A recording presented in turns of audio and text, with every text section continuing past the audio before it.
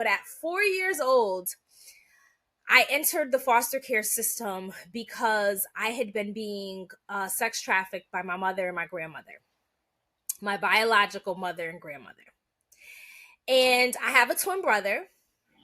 And so fortunately, he wasn't also enduring the sex trafficking. He had the opportunity to live with my biological uncle, my maternal, my mother's only maternal sibling. And so he kind of lived there, but they kept me because they were sex trafficking me.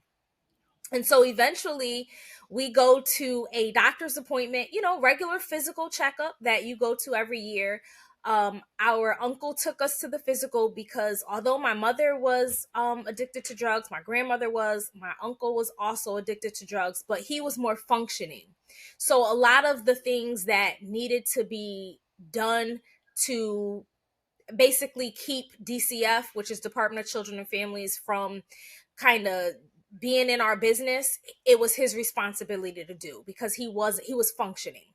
So he took us to this doctor's appointment for the physical. The doctor did my brother's physical first. Everything went fine. He then got to me to do my physical, and when he went to touch me, I began to scream. So, of course, this alerted him. It was kind of a red flag for him.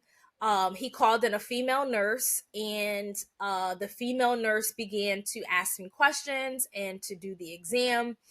And I revealed to her at that point that I had been being touched by men, and they proceeded to run some tests on me. I came back with a sexually transmitted disease at the age of 4. And so, of course, DCF was called, the police were called, and thus began my journey in the foster care system.